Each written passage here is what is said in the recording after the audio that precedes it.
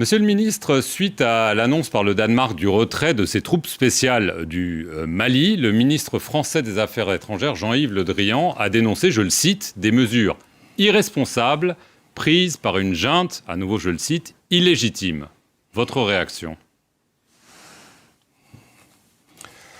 Ma réaction, c'est d'abord, c'est surprenant de la part d'un diplomate de la trempe de M. Le Drian qui parle au nom d'un grand pays, la France.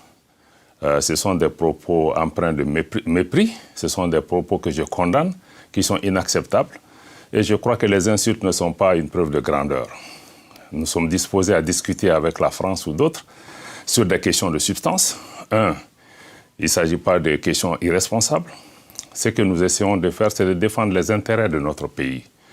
Nous savons que la présence des troupes françaises, et européennes dans le cadre de l'opération Takuba ont fait l'objet d'un accord sur le statut de force avec la France. Et la France, même sa présence, est gouvernée par un traité de défense qui nous lie avec la France. Et ensuite, un protocole a été conclu en mars 2020 qui permet d'inviter d'autres partenaires européens en dehors de la France ou non européens à se joindre à la force Takuba. Et dans ce cadre-là, le Danemark n'est pas un pays ennemi, c'est un pays ami qui soutient beaucoup le Mali en matière de coopération, mais toute présence étrangère au niveau du Mali doit répondre aux règles maliennes, doivent aussi aller dans le sens des intérêts supérieurs du Mali, surtout pour la présence de forces étrangères. Je suis en Europe ici. J'imagine que si je n'ai pas de visa, je ne peux pas entrer en Europe. Je crois que nous devons tous nous respecter et respecter ça. Il est bon que M. Le Drian comprenne que ce ne sont pas les insultes qui règlent le problème entre nations, que ce que nous attendons de la France, grande nation, qu'elle puisse avoir une attitude constructive, moins agressive, moins hostile et moins empreinte de mépris vis-à-vis des autorités maliennes qui incarnent aujourd'hui la souveraineté de notre pays. Alors, on va revenir sur Takuba, mais tout d'abord sur Paris. Vous parlez de mépris, vous parlez d'insultes. Alors, une question simple, enfin plusieurs questions simples. Est-ce que vous allez exiger des excuses de Paris? Est-ce que vous songez, par exemple, à prendre des mesures telles que le rappel de votre ambassadeur en France ou convoquer l'ambassadeur de France à Bamako? Le Mali n'exclut rien de la table si la souveraineté et le peuple malien ne sont pas respectés. Nous ne demandons pas des excuses à Paris, nous demandons que Paris nous respecte en tant que pays. Nous respectons la France, nous respectons le peuple français.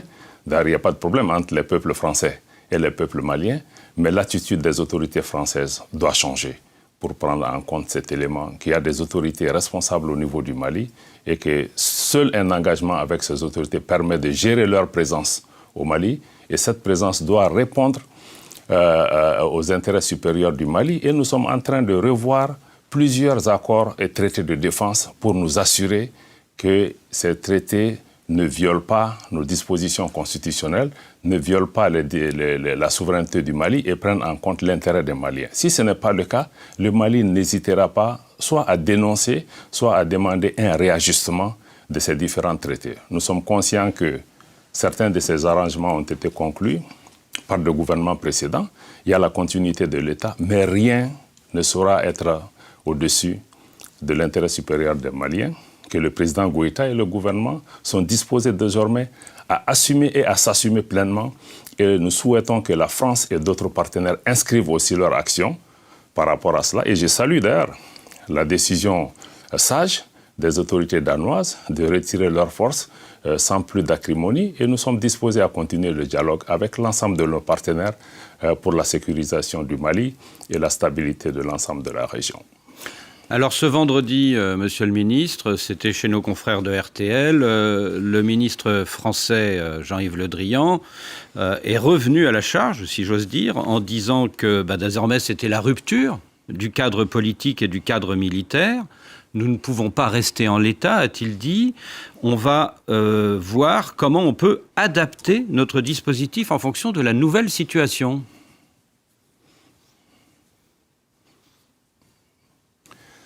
Je crois que M. Le Drian doit comprendre que l'engagement avec le Mali ne doit pas se faire à travers les médias et que si ce type de questions sont en discussion, nous sommes tous des diplomates, il y a des canaux pour pouvoir discuter de ces questions. Le Mali non plus n'exclut rien par rapport à ces questions si ça ne prend pas en compte nos intérêts. Donc les menaces, les invectives, les insultes doivent cesser pour donner la place à un engagement réaliste, un engagement constructif entre responsables pour pouvoir voir ensemble comment surmonter ces difficultés, comment surtout faire face aux défis que nous avons qui sont des défis sécuritaires. Donc, pour l'instant, vous ne vous parlez pas entre vous deux, ministres des Affaires étrangères du Mali et de la France. Les ponts sont coupés pour l'instant ? Le Mali est et reste toujours ouvert au dialogue. Vieille nation de tolérance et de dialogue, nous maintenons cette posture. La dernière fois que j'ai rencontré M. Le Drian, c'était à New York. On a eu un entretien franc et direct. Et nous restons toujours ouverts. Je m'entretiens régulièrement avec d'autres autorités françaises. Malheureusement, M. Le Drian ou d'autres responsables français, on ne les entend plus sur les médias parlant du Mali. Et que d'avoir vraiment un engagement constructif, au lieu de soulever le monde entier aujourd'hui contre le Mali. Je le rappelle, cette attitude agressive ou hostile à l'endroit du Mali n'a rien à voir avec les raisons qui sont mises en avant liées au respect de la démocratie, au respect des droits de l'homme, à des coups d'État. Non, le Mali est puni parce que les choix politiques des autorités du Mali ne conviennent pas à certains. Et je crois que nous devons pouvoir sortir de ça parce que même les coups d'État dont on parle, la France applaudit des coups d'État quand ça va dans le sens de ses intérêts, elle condamne quand ça va dans le sens contraire de ses intérêts. Non, cette politique des 2 poids 2 mesures aussi doit cesser. Vous pensez au Tchad ? Je ne pense absolument rien. Et il y a eu beaucoup de pays où il y a eu des situations, il y a eu des politiques de 2 poids 2 mesures, et de la France et même de nos organisations africaines. Et je crois que ceci ne va pas dans le sens de pouvoir répondre aux attentes aujourd'hui des peuples africains et des peuples maliens. Je crois que la France et les autorités françaises, comme les autorités européennes, je crois qu'ils doivent davantage écouter ce qui se passe sur le continent. Le ressentiment et l'exaspération des uns aux autres par rapport à une certaine politique, je crois qu'il faut écouter. Nous-mêmes, dirigeants africains, nous devons davantage écouter ce qui se passe dans les rues africaines, dans les maisons africaines, où les gens demandent un changement de politique, plus de respect, et plus d'engagement dans un esprit d'un partenariat gagnant-gagnant, moins de paternalisme et de condescendance, malheureusement, que nous voyons au quotidien et que nous dénonçons. Monsieur le ministre, vous dites que vous réservez votre réponse à la demande de la Norvège, du Portugal et de la Hongrie d'envoyer des soldats sur votre sol. Est-ce à dire que vous allez dire non à leur demande ? Est-ce à dire que, parlons franchement, Takuba, c'est fini ? Ce que nous pouvons dire, nous ne disons pas non. Le Mali apprécie les contributions de l'ensemble des partenaires pour la sécurisation de la région. Et le Mali souhaite que tous les partenaires qui sont en mesure de contribuer à la paix et la sécurité de la région, dans le cadre de notre vision de la sécurité, puissent venir. Ce que nous n'acceptons pas, c'est que ces présences soient contraires à l'intérêt du Mali. Et ça, nous ne l'accepterons pas. S'il y a aussi des soutiens, que ces soutiens tiennent compte de la politique de défense de nos pays, mais aussi de ceux dont nous avons réellement besoin. Nous avons exprimé des besoins. Si des partenariats ne s'inscrivent pas dans ce cadre, je pense que nous n'hésiterons pas à dire non. Nous avons des dialogues avec chacun de ces partenaires. Nous sommes dans un processus de réévaluation de l'ensemble de ces partenariats et nous aurons un dialogue avec les uns et les autres par rapport à cela. Et le moment venu, le président Goïta ou le gouvernement déterminera quel partenariat nous semble être adapté. Mais nous ne sommes plus dans la situation d'accepter n'importe quoi. Et s'il y a des solutions qui nous sont amenées, qui ne répondent pas à nos attentes, qui ne nous aident pas à répondre, parce que le problème que nous avons, c'est les défis sécuritaires que nous avons sont énormes, les populations sont exaspérées, 8 ans, nous travaillons ensemble, il n'y a pas de résultats. Aujourd'hui, des résultats sont demandés au gouvernement malien, sont demandés à l'ensemble de nos partenaires et nous souhaitons que ces appuis-là puissent aussi être revus pour pouvoir répondre à ces... Nous voulons de l'efficacité, nous voulons des résultats. Et je crois que nous sommes ouverts à l'ensemble de nos partenaires, qu'ils soient de la Russie, de la Chine, des États-Unis ou de l'Occident. Le Mali n'a absolument aucune préférence Notre position est une politique de non-alignement. Nous voulons travailler avec l'ensemble de nos partenaires. Ce que le Mali n'acceptera pas, c'est qu'un pays vienne nous dire que vous pouvez travailler avec tel pays, vous ne pouvez pas travailler avec tel pays. Nous voulons du respect. Nous voulons qu'on comprenne que le Mali, les Maliens, les Africains ont l'intelligence nécessaire de savoir ce qui est bien pour eux, ce qui n'est pas bien, naturellement. Nous sommes ouverts aux conseils qui viennent de nos amis, mais des conseils qui sont donnés pas dans un esprit de paternalisme, mais surtout dans un esprit de respect mutuel. Monsieur le ministre, concrètement, vous avez demandé il y a peu de temps la révision de l'accord de défense avec Paris. Est-ce que vous avez reçu une réponse? Et si cette réponse n'est pas satisfaisante, est-ce que vous êtes prêt, donc, comme vous semblez l'indiquer, à dénoncer cet accord de défense avec la France? Absolument.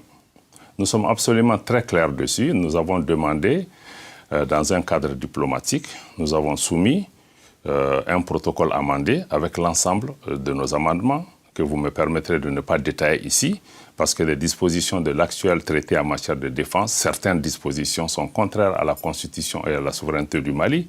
Nous avons décidé à les revoir. Nous attendons une réponse rapide de Paris. À défaut de réponse, assurez-vous que le Mali s'assumera par rapport à cela. Est-ce que donc le Mali songe à demander le départ des soldats français de son sol? Cette question n'est pas pour le moment sur la table. Mais elle le sera, visiblement, puisque, vu la situation et vu votre ton et les rapports avec Paris qui se tendent, c'est quand même une possibilité que vous disiez, en effet, ça ne marche pas depuis des années, les soldats français ne font pas le job, entre guillemets, il faut qu'ils partent. Ce qui est sûr, c'est que pour le Mali, si une présence à un moment donné est jugée contraire aux intérêts du Mali, nous n'hésiterons pas à nous assumer. Mais nous n'en sommes pas là. Nous sommes dans le cadre d'un partenariat. Nous avons besoin de l'ensemble de nos partenaires pour autant que ces partenaires inscrivent leur action dans le cadre de notre vision, dans le cadre de notre demande. Mais aucune présence ne saurait être imposée au Mali et au peuple malien si ça va dans le sens contraire de ce que nous souhaitons. Ici, cette présence n'est pas constructive et si on ne sort pas de cette attitude d'agressivité et d'hostilité vis-à-vis du Mali et de ses populations, ce n'est pas ça le partenariat. Qu'est-ce que vous répondez à Jean-Yves Le Drian qui dit qu'il faut rester digne au regard des 53 soldats français tombés au Mali? Je demanderai à M. Le Drian de rester digne aussi parce que avant, nous reconnaissons les sacrifices des soldats français. L'intervention française qui a été décidée au Mali a été faite dans un bon état d'esprit d'aider notre pays. Nous apprécions cela. Nous apprécions tous les concours qui ont été faits dans ce cadre-là. Mais aussi, on doit comprendre qu'avant que la France ne vole le secours du Mali, le Mali et les Africains aussi sont venus mourir ici en Europe pour la libération et la liberté de ces pays. Donc nous avons tous des dettes de sang les uns envers les autres. Mais essayons de dépasser cela et de bâtir des cadres qui nous permettent vraiment de répondre aux solutions et pas à travers des dictats, des menaces, des invectives. Je crois que ça se fera seulement dans le cadre de nos intérêts mutuels, dans le cadre du respect dû à chacun, mais qu'on arrête cette mobilisation, toute cette campagne de dénigrement contre les autorités maliennes. Et nous ne sommes pas impressionnés par cela. Monsieur le ministre, vous nous avez parlé de la Russie parmi les partenaires du Mali. Or, il y a quelques jours, le général américain Stephen Townsend, qui commande AFRICOM, a affirmé le groupe Wagner, c'est-à-dire les paramilitaires et mercenaires russes. Le groupe Wagner est au Mali, ils sont plusieurs centaines, le monde entier le voit et cela nous préoccupe. Est-ce que vous confirmez ? Encore une fois, je ne suis pas plus impressionné. Vous savez, c'est la même Amérique, notamment à travers le général Colin Powell, qui, au Conseil de sécurité des Nations Unies, a montré des photos satellitaires et des preuves au monde entier qui nous ont tous convaincus que l'Irak dépose d'armes de destruction massive. La suite de l'histoire, vous la connaissez, elle était totalement fausse. Donc ce sont des mensonges. Ça a été mené à ce pays à cause de... Absolument. Et pourtant, le commandant américain d'AFRICOM ajoute que Wagner bénéficie du soutien d'avions de l'armée russe pour son déploiement. Ce que je peux vous dire et que nous avons dit de façon constante, le gouvernement du Mali a fait un communiqué absolument très clair sur la question. La coopération avec la Russie est une coopération historique. Le Mali, depuis son indépendance, a été fortement soutenu par l'ex-URSS, plus tard par la Russie. 80% du personnel militaire malien avait été à l'époque formé en Russie ou en ex-URSS. Et même aujourd'hui, 80% de nos équipements viennent de ce pays. Notre coopération avec la Russie est une coopération d'État à État. Le Mali ne s'adresse qu'au gouvernement russe qui répond à nos sollicitations avec une grande célérité, une grande efficacité. Les 7 derniers mois, les équipements et les fournitures qui ont été acquis via cette coopération n'ont jamais été, ce type d'investissement n'ont jamais été faits au cours des 15 ou 20 dernières années. Vous savez, nous aimons bien la coopération avec nos amis occidentaux, mais ils doivent comprendre que nous sommes dans une situation de guerre, guerre contre le terrorisme. Nous cherchons des solutions. Et nous irons partout où nous pouvons trouver ces solutions, si c'est à Paris, si c'est à Bruxelles, si c'est à Washington ou bien si c'est à Moscou. Et aujourd'hui, grâce à cette coopération, vous l'avez noté, des succès opérationnels importants sont en train d'être enregistrés sur le terrain dans la lutte contre le terrorisme. Nous souhaitons que d'autres partenaires aussi puissent venir nous accompagner dans ce cadre-là. Alors, comme vous ne voulez pas officialiser ou confirmer la présence du groupe Wagner, est-ce que ça veut dire, puisqu'il y a ce partenariat dont vous vantez la qualité et les bénéfices, est-ce que des troupes russes pourront bientôt arriver, des troupes officielles russes au Mali, justement dans le cadre de cette lutte antiterroriste? Est-ce que c'est ça qui est en discussion avec Moscou? Ce que nous avons indiqué de façon constante, le Mali a acquis des équipements avec la Russie. Le Mali reçoit aussi des instructions russes qui viennent accompagner nos unités à pouvoir manier ces équipements et ces armements. Mais pourquoi pas des soldats, monsieur le ministre? Un appui technique est fourni dans ce cadre. Nous n'avons pas ces questions-là à ce stade et aussi il s'agit de questions de défense et de sécurité de notre pays que nous n'allons pas discuter dans les moindres détails ici à votre micro. Mais je peux vous dire que ceux qui sont présents au Mali sont des assistances techniques qui viennent aider nos unités à pouvoir faire face à la menace sécuritaire. Et nous souhaitons que d'autres partenaires aussi. La porte n'est fermée à personne au Mali. Nous souhaitons que tout le monde puisse venir nous aider, mais qu'on sorte un peu de tout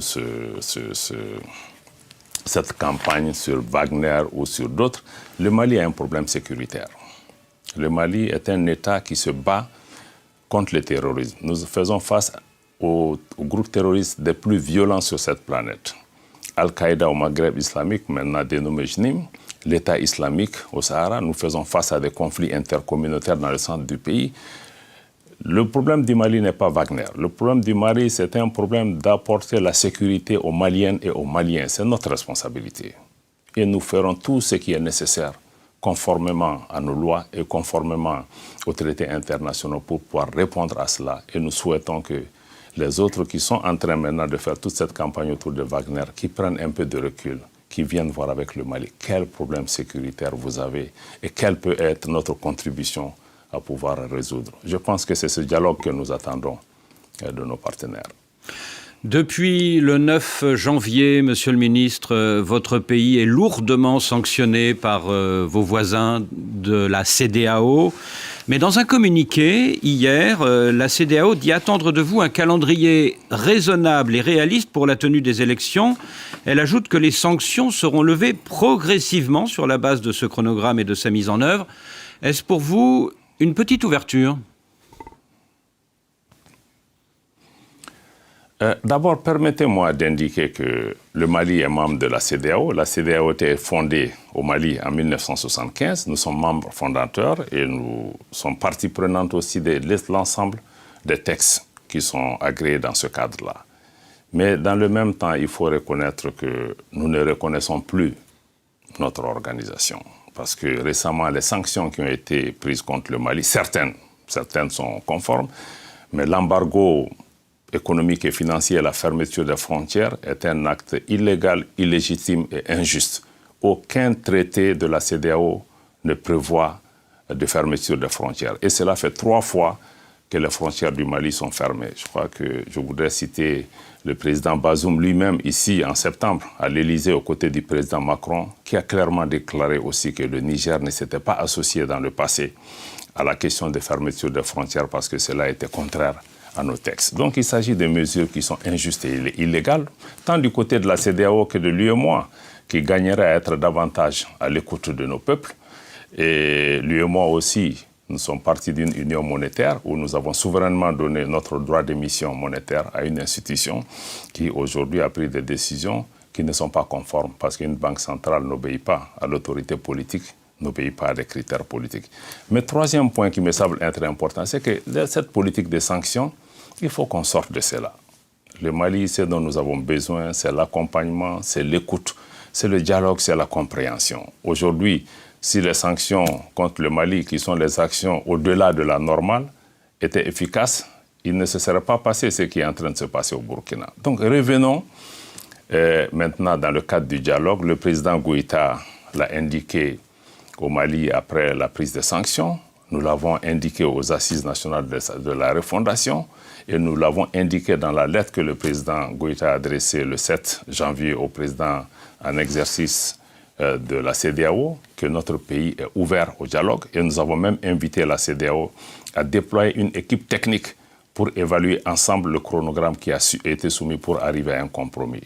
Et plus récemment, il y a beaucoup d'interactions avec l'Algérie, avec l'Union africaine, avec beaucoup d'autres voisins pour pouvoir trouver la solution. Nous sommes dans cette dynamique et nous espérons que ces différentes démarches nous permettront d'arriver à un chronogramme qui soit consensuel, mais qui doit prendre en compte les aspirations des Maliens. Et nous sommes prêts au dialogue, mais nous n'allons pas braver les intérêts de notre pays par rapport à cela. C'est ce que je pouvais dire en ce qui concerne cela. Et nous allons continuer à œuvrer ensemble pour pouvoir trouver une solution. Les sanctions sont ce qu'elles ont leurs limitations aussi, mais le Mali demeure attaché à un retour à l'ordre constitutionnel qui n'est pas remis en cause. Certes, les délais n'ont pas été rencontrés, mais le retour à l'ordre constitutionnel demeure un engagement solide du Mali pour aller de l'avant. Ce que nous souhaitons, c'est que nos frères et sœurs de la région puissent prendre le temps nécessaire de nous comprendre, de nous écouter comme nous devons aussi les écouter, de mieux apprécier la complexité de la situation au Mali, un pays en guerre comme je l'ai indiqué, pays lui-même qui est victime du terrorisme.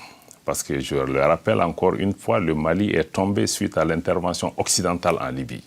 Parce que tout le monde accuse le Mali d'être l'épicentre de l'instabilité. Non, le Mali est victime. Et le Mali cherche à se défendre. Le Mali a besoin de tous pour qu'on puisse travailler. Le Mali, ce n'est pas une question seulement d'élection. L'élection est indispensable pour tout processus démocratique. Mais ce que nous disons, il y a quelques préalables qu'il faut regarder. Il y a des réformes politiques et institutionnelles qui sont nécessaires pour assurer une gouvernance vertueuse. Il y a des conditions à réunir pour avoir un niveau de sécurisation minimal pour la tenue d'élections, parce qu'il y a beaucoup de localités aujourd'hui au Mali où il est impossible d'organiser des élections. Je rappelle qu'il y a quelques mois, le chef de file de l'opposition, le regretté Soumaïla Cissé, avait été enlevé lors d'une campagne électorale. Donc nous sommes dans une situation sécuritaire extrêmement complexe. Nous voudrons que les partenaires et nos amis viennent avec nous, regarder cette situation et voir ce qui est possible dans un délai raisonnable pour que nous puissions revenir. Je rappelle que la démocratie est d'abord dans l'intérêt des Maliens. Monsieur le ministre, personne ne peut ou n'aime le Mali mieux que les Maliens eux-mêmes. Monsieur le ministre, on comprend qu'il y a en effet un dialogue sur ce fameux chronogramme. Vous aviez proposé initialement 5 ans, puis 4 ans. Le président algérien, vous avez parlé de l'Algérie, Abdelmajid Tebboune, lui propose une transition qui dure 16 mois au maximum. Est-ce que pour vous, ça c'est une option viable, c'est un compromis possible, de façon très concrète ? Pour nous, toutes les options restent sur la table.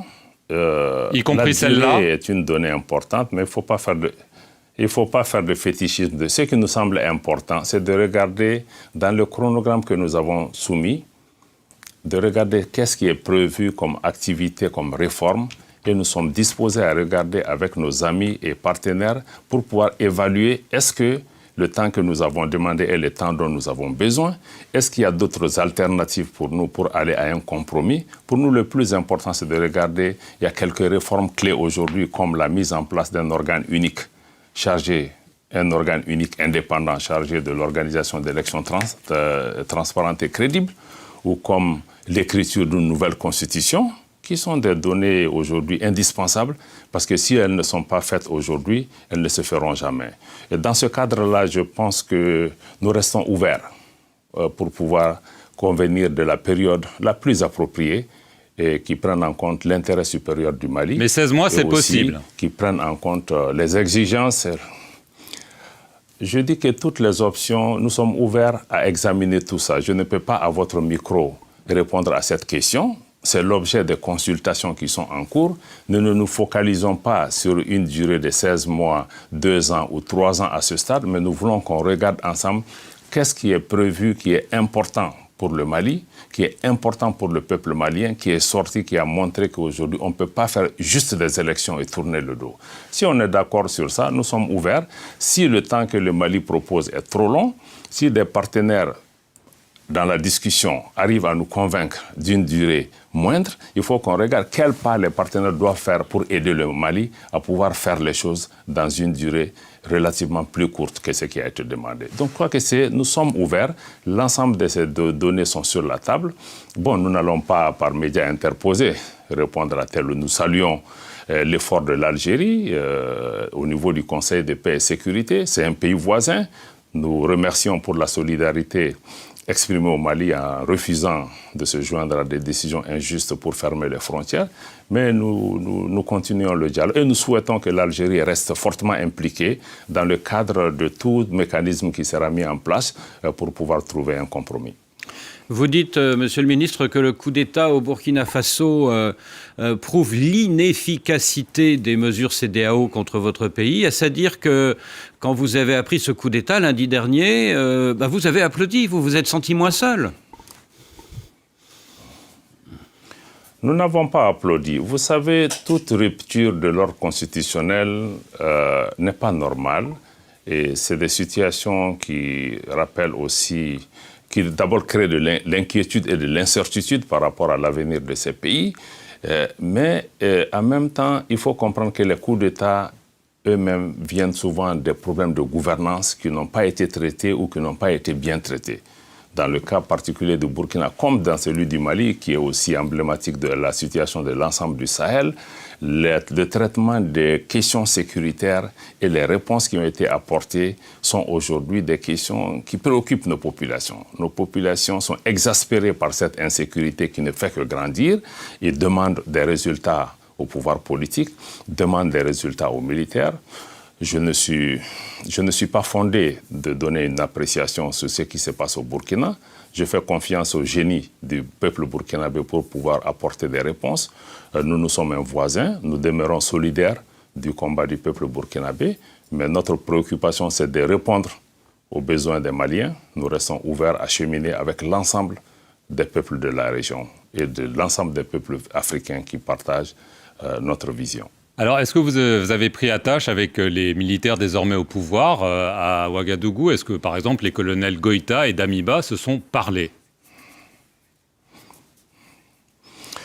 Personnellement, je n'ai pas d'informations à ce niveau, mais le Mali parle à tout le monde. Nous parlons à tous nos frères, quelles que soient les conditions dans lesquelles ils se trouvent, parce que nous partageons les mêmes frontières, nous avons des destins communs.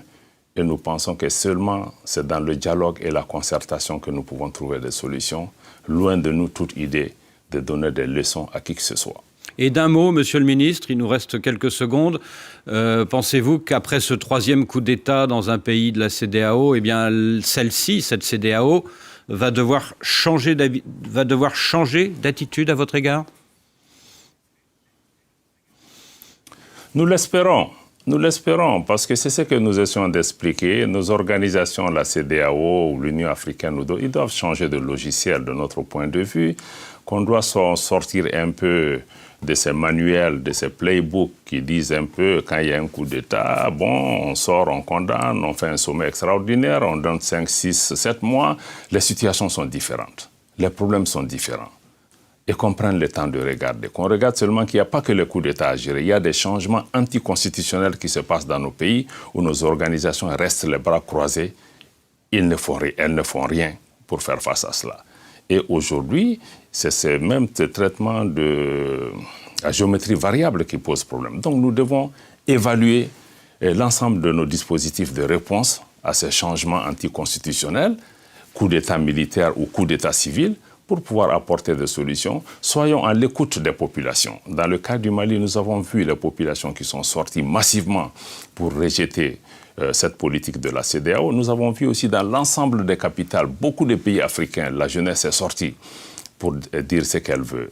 Prenons le temps nécessaire d'écouter nos jeunes, prenons le temps d'écouter les préoccupations de nos populations et de trouver entre Africains les moyens nécessaires. Et nous dénonçons encore une fois aujourd'hui l'instrumentalisation de nos organisations régionales à d'autres desseins inavoués, qu'on laisse les Africains eux-mêmes trouver les moyens, des solutions africaines à nos problèmes. Et nos partenaires sont toujours les bienvenus.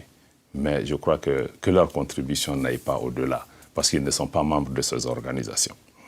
Merci, Monsieur le Ministre, d'avoir répondu à nos questions et merci à vous de nous avoir suivis sur nos deux médias, France 24 et Radio France Internationale.